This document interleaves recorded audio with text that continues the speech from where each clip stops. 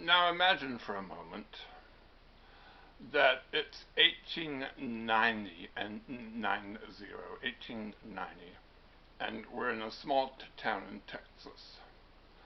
And there's an unveiling of a statue. It's a statue of a Confederate soldier.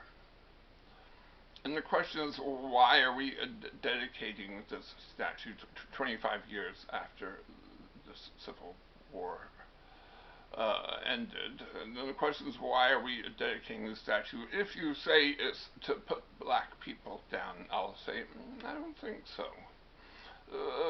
Texas has already gotten control, white Texas has already gotten control of the legislature, and they've already put in Jim Crow laws. I don't think that's what they're doing. In the audience are parents, widows, and orphans of Texas soldiers who died. And the question is, did these soldiers die in vain? Did they die for nothing?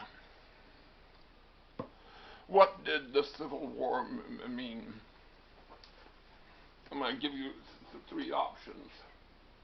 Option one, the virtuous North defeats the evil South and frees the slave. Option two, the war is a punishment from God to both the North and the South because of slavery. Option three, it's not about slavery, but about states' rights. It's honorable, the loss, honorable, but the loss, country is now indivisible, so we are now a United States of America, but it was somehow honorable. The answer, of course, is the third. I'm not saying that's the correct answer.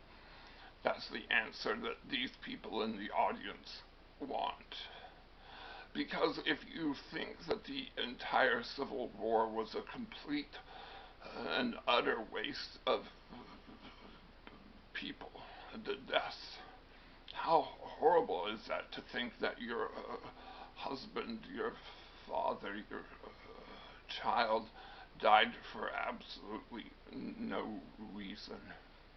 So as though America is healing from this Civil War, you'll see southern states put up these monuments. I don't think they're against black people. Now, let's tell you about another monument. It's 1955, and someone puts up a monument of Jefferson Davis. What is this about?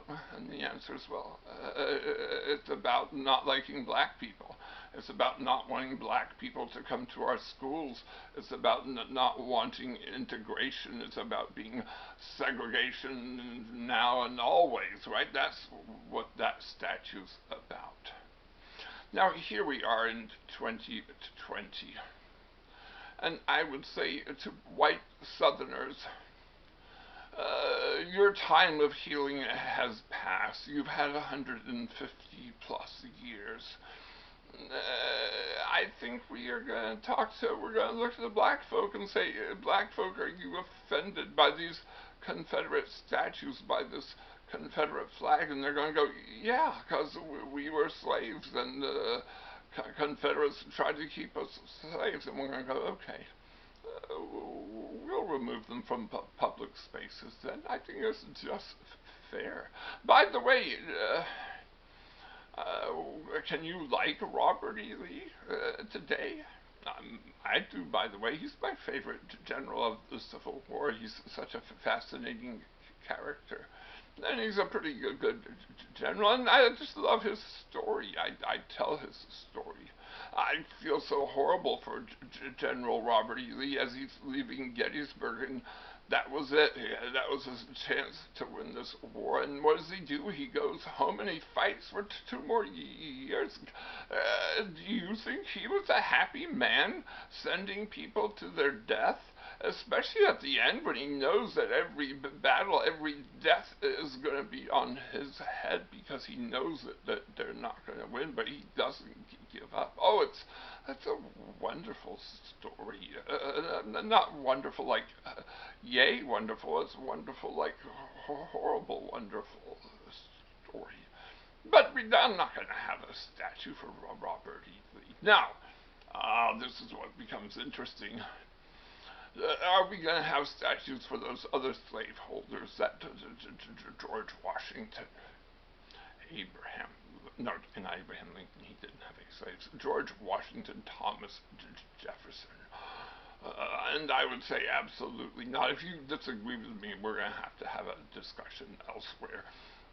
Those are absolutely not. But then we have all sorts of interesting ones. John C. Calhoun, are we going to have his statue? He didn't revolt against America. Remember, he's dead before the Civil War begins, but of course he's the guy who changes the founding fathers, who I think all thought that there was a bit something wrong with slavery. And he says, no, no, no, slavery is a positive good.